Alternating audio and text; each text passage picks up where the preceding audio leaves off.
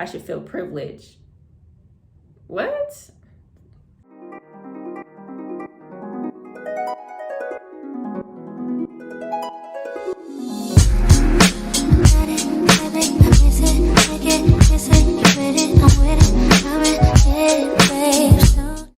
up, YouTube? Welcome back to my channel. I know I'm wearing the same thing as my other video, but because I didn't want to make that other one too long, but I'm about to talk to you guys about my home buying experience. And I'm about to talk to you guys about the good and the bad, and hopefully this doesn't run too long, but I just want to give a little background information about some of the things I've experienced before I get into what I've actually done with the place, because I'm still very much in the place, still very much loving it, even though I've had some setbacks and I've had what I consider probably not the best experience in every aspect. So first of all, first time home buyer, we are living and learning. We are figuring it out as we go. So crazy part about this is on my 29th birthday, I'm always looking at Zillow and just looking at houses, just seeing what's in the market, because I've always been an aspiring home buyer ever since I decided to join the military.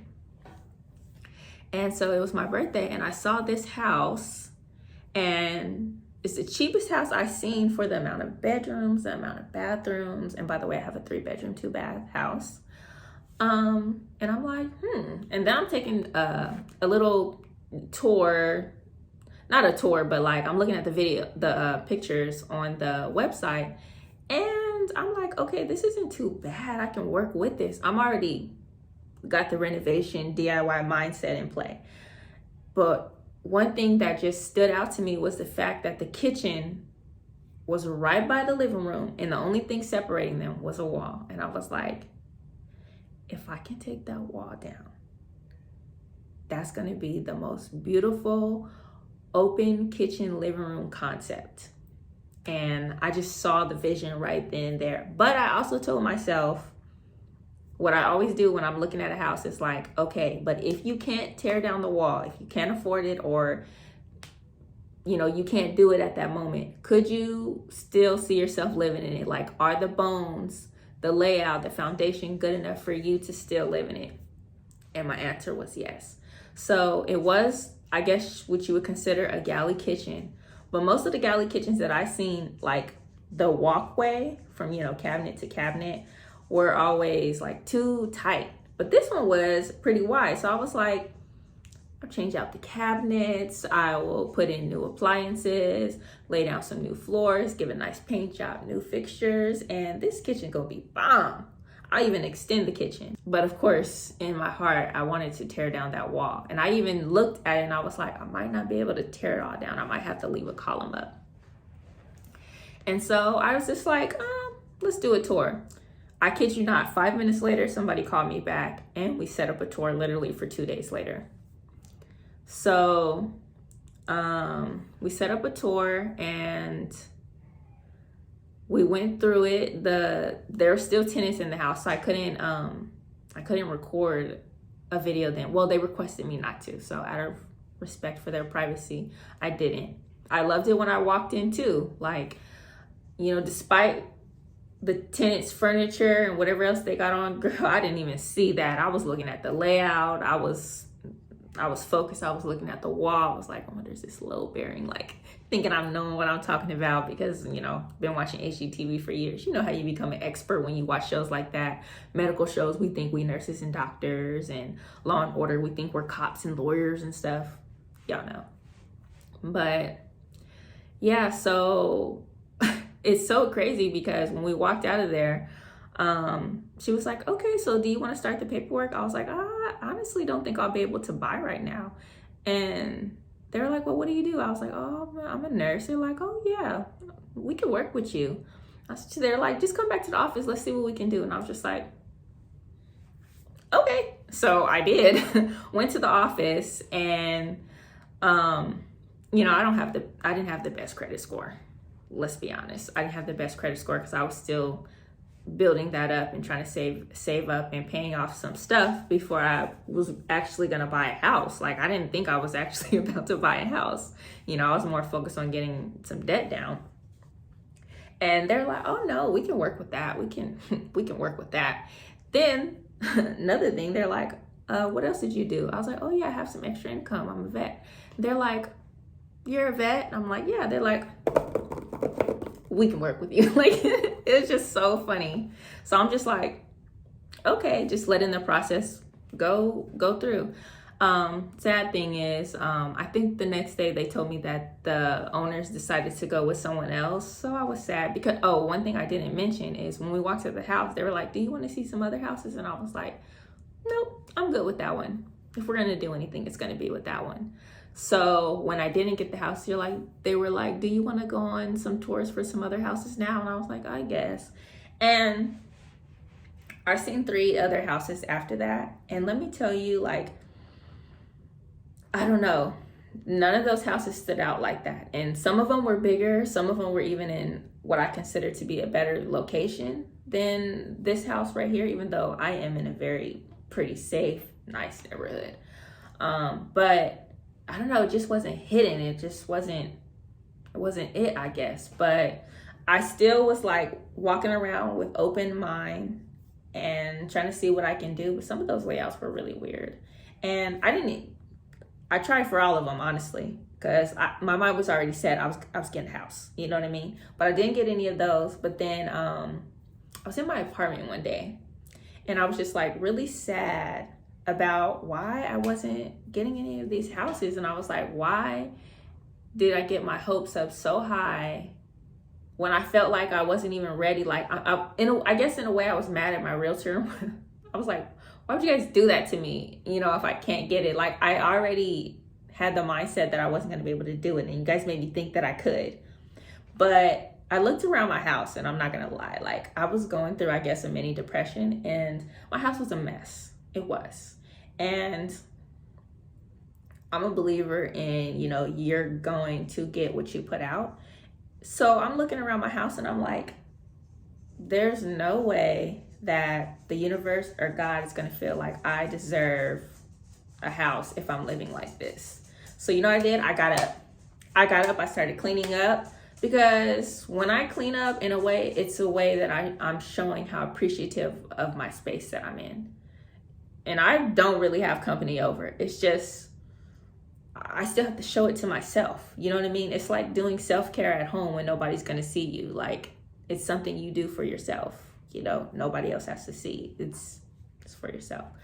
So, and I had to go to work that night. So I cleaned up and I felt a little better. And I was just like, if it's meant to be, it's going to be. If it's not, it's not. But either way, like I have to continue to put that energy out there and do the work and actually show that I am deserving of a house. So crazy part is I went to work that night, and soon as I got to work, I got a text message saying that the owners for some reason decided not to go with that buyer, and they went with me. And my realtor was like, so it's yours. It's definitely yours. And I was like, what? And my heart just started beating real fast. And I got like a little shaky, a little nervous. So I was like, what did I do? Did I do that? So it's just crazy, like your mindset. Like it's crazy, your mindset. Once I changed my mindset, literally things around me changed. But after that, so we began the home buying process. And this is where things got a little weird, because as time went on, like the tenants were still living in the house, and they were still trying to get me to buy while the tenants were in the house. And this was during the pandemic when you couldn't really like evict people. So I was like, there's no way that I'm going to buy a house that I can't live in, even if I have to charge them rent. No, I want to live there. And I don't even think I'm allowed to do that with the VA loan, because I did use a VA loan. So I was just getting uncomfortable. I was like, I just rather wait until they find a place. That's when I want to actually like get the house and everything, when I know that they're actually out of there, because I didn't want to go through a whole battle with trying to figure out how to get them out of my home. Like, I don't know anything. Like, and that was just too much for me to try and take on at that moment. I was like, I'm just into my first nursing job, and I'm trying to figure out how to be a nurse So let me do that. You know what I mean? You know, I already put too much on my plate, so that was just doing too much for me. I just didn't want to take that project on. And you know, and it's not that, the biggest thing is like, it's just something I didn't want to do. Yes, I want to be a landlord one day, but at that moment, even now, right now, I don't want to be a landlord right now. I want to be a DIYer, fixer-upper. You know what I mean? I want to do that part. And then I want to go into getting some properties and renting them out and whatnot. But that's just not what I want to do at the moment. So I didn't feel like taking on that project and filling that out, because that's not what I want to do. It's just not what I want to do. I don't know how else to explain it. So my realtor started to get a little pushy, because even at one point, like, they told me that they would be out at this time and I'll be moving in at this point. And it had been like a whole month or two past the time that they had told me. And I was like, do you guys actually know when this stuff is actually taking place? Because I can't really make any other plans, you know what I mean? And I'm trying to also save up, because I knew I wanted to do renovations right when I got in there. I knew I wanted to buy new furniture, new appliances, and just the things you need when you first move into a place. Toiletries and food, you know what I mean? Just things like that to make it homey anyways. They couldn't give me an answer. And I remember I had told them that I was like, maybe this just isn't a good buy for me right now, because nothing was set in stone. I was like, so maybe I just shouldn't get the house. And my realtor had the nerve to say, you should be privileged that you're able to buy a house, because she was trying to push me into getting the house. And I was like, super confused by that. No, I wasn't confused. I was mad. I ain't even gonna lie. I called her. I'm not even gonna tell you what I said to her. But the whole point is, I literally told her that I was uncomfortable with the buy. So I feel like as a realtor, what she should have said was, okay, well, how can we make you comfortable? Like, how can we put your mind at ease? And how can I assure you that this is still a good buy for you? Not telling me that I should feel privileged.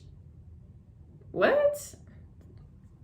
One, like, who said I'm not grateful, like, that I have this opportunity? But just because somebody is able to buy something doesn't mean that everything is a good buy. You know what I mean? Like, at the end of the day, though, as time went on, I still felt like it was a good buy, but I didn't like the way my realtor was talking to me, so I was trying to get her fired. I was trying to get her fired because I didn't want her to get the commission. I wanted somebody else to get it, but I still wanted the house. But it was literally like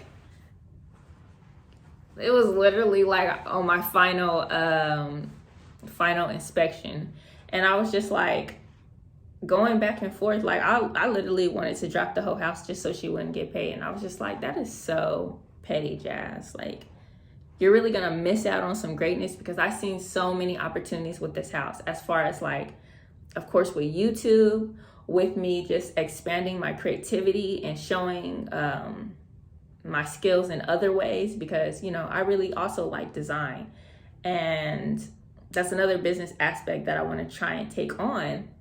But I need a portfolio, and I've been trying to get people to let me redo their spaces, and I was willing to do it pro bono. As long as they bought the supplies, I would do all the labor, and you don't gotta, like, pay me to actually do the labor, you know what I mean? But I guess nobody want to even give me the money for the supplies, and I'm like, there's no way that I am buying all your stuff and doing all the work to get your space to be, you know, how it is. There's no way. So I wasn't able to build a portfolio that way. So all I have to show for is, like, my previous apartments and whatnot, but you can only do so much in a rental. So now that I got my house, I was like, I could do whatever I want, you know what I mean? So that's one way I was going to build up my portfolio. So I'm, like, thinking about that. I was like, okay, look, whatever she got going on, it is what it is. Like, don't let this person stop your greatness, because I don't know, I feel like I'm destined for greatness, you know? And I hope you guys out there feel the same way too. Like, no dream is too small. Don't let these people intimidate you, and don't let anything scare you, which fear has held me back a lot, but we gotta get it on and popping now. And I don't care that I'm almost 30, like it's not too late. So I'm about to do what I gotta do. So, you know, we about to figure it out. Anyway, so I got into the house. Speaking of that, on my final inspection, you know, I told her a couple issues that I seen her around the house. And she told me, okay, we'll have one more inspection. I'll get those things taken care of. So we go back, and it seems like she got those things taken care of, but which was the master sink and the guest shower were slow draining. So it's like they clearly had a clog in them or something. But the thing with that is you don't know how deep the clog is, you know, because it could be right there or it could be way in the wall. So like I wanted them to like go through the piping and make sure everything was good. Anyways, a week later, the problem came back. So it's another issue that I have. Also found out that my circuit breaker box wasn't up to code. And it looked like it was, and she told me that it was a new circuit breaker box, but I didn't know there was supposed to be some green sticker on it. And so I had some electricians come out, and they were telling me that. My realtor should have told me that. But it is what it is, you know, I signed the papers. So anyways, I got that taken care of. How I actually found the electricians brings me to another problem that I had in the house. So the contractors that I had come out and redo my floor and knock down my wall between my kitchen and living room, they did a good job with the floor. I'm not gonna lie. I love the way the floor looks. The wall opening, it looks great. Problem is, they were taking way too long, and they were like so unprofessional. Like they would come for like an hour and leave. I'm like, what work did you guys do? They would not show up when they said they were gonna show up, and they would just kept making excuses. And I was like, I'm not gonna pay you guys if you guys aren't doing work. They're like, oh, I need you to give me something today. I'm like, no, you said you were gonna be done today. You know what I mean? Why am I gonna pay you if you're not doing the work at the time that you said, and you're making excuses? Like, are you even gonna, like, I don't know if they're gonna come back, or you know what I mean? Like, no. So I didn't pay them the full amount of money, but that was on them. They're the ones who took money off. So that's that. But after I gave them their last payment, I noticed that my kitchen lighting didn't work anymore. Like I had no lights in my kitchen, and this is an older house, so I never had lighting in the living room. A lot of these older houses, like you got to bring a lamp or something. There was no lighting at all. But I've seen that before in older houses. This house was built in 1960. So I had no lighting at all in the front of my house because my kitchen lighting didn't work, and I didn't have any lighting in my living room to begin with. And I kept calling them. They're like, oh, we'll come. And I just knew, like, after a week of calling them and then not coming, they weren't gonna come. So I just said, forget it. I was like, wow. So I called an electrician, and they came out and they got it all situated. They're the ones who told me about my circuit breaker box. And so I don't know, I just feel like hindsight is 20/20, because I feel like if my kitchen was never messed up, I would have never knew about my circuit breaker box. And even though it put me behind, I was just appreciative that it wasn't like so much money that I couldn't afford it right then and there. And my electricians were cool too. They even let me make payments. And we got it all approved. They had PG&E come out, got the green sticker on there and everything. So we're all good to go now. Not only that, they added recessed lighting in my living room, and it looks so professional. It looks so good. Now that I have it repainted, like the space looks so much bigger. Like it's so beautiful. Like, and I'm just so happy. So those are the biggest downfalls that I have. The other downfall is, this is on me though. I've given myself a time limit, thinking when I'm going to get things done. And so I definitely told myself, you're not going to be living in a renovation for years. That's just not going to be you. We're gonna do something. But I don't know if once I got into the house, like I realized that I just took on a lot, because at this time, let's see, I started going back to school June 2nd. So not only was I, you know, working full-time. I started going back to school full-time. I bought my first house. All these issues came up and all these projects were coming up. You know what I mean? And I just had like stuff that I had bought just sitting in my living room because at the same time, like, I swear I have ADHD or something, but if it's not in my view, I will forget about it. And it's not that I don't care. Like, I just literally, I don't know how to explain it. Like, I will not remember. Like, I don't know. Like, lip gloss, it doesn't exist to me if it's not, like, it could be right behind me. Like, it does not exist. I have to see it. So I had to leave a lot of stuff out in my view so I can remember what projects that I need to do or get started on or whatever. But it got to a point where it's like, it was just so much stuff that I needed to do. You know, so much money. And I know that I still had other obligations that I had to take care of, which was work and school, that I literally just ran away. I would just go in my room and I wouldn't do anything. And that probably went on for a couple months. I really like got into like a mini depression. I don't know what to say. I was in a low point myself, and I just, at that time, I couldn't pull myself out of it. But finally I got out of it. I was like, get up. You know, sometimes you just gotta tell yourself, get up. But sometimes I still have like mini moments like that where I won't do anything, but it's never gone on that long. Like, it'll be a couple days to like a week or two, which I still feel like it's too long, but yeah. So what I've been learning is I have to be more realistic. I've been giving myself projects and time frames, but the time frames are not realistic. Like, I think I'm gonna get done with them sooner than they are. That's definitely something that I've learned, is that, you know, I've had to like be more realistic. Another thing too is like, I can't give myself too many things. I know some people say give yourself 3 things a day, the most important. I give myself 1. And sometimes it's not one thing every day. Sometimes it's one thing every other day, one thing a week, because let me tell you, it was to the point where I was doing nothing at all. So if I do one thing a week, it's better than doing nothing at all. You know what I mean? And then I can just slowly build it back up, slowly build it back up, slowly build it back up. But I didn't want to do too much still. So at the most, I still do one thing a day. That's the most I do. Like, I could just get this one thing done, because at the same time, like, I still got to go to work and I still have to go to school. So that was some of the lessons that I learned, and you know, we're still figuring out, and I can't wait for you guys to see it. But yeah, so stay tuned for my next video.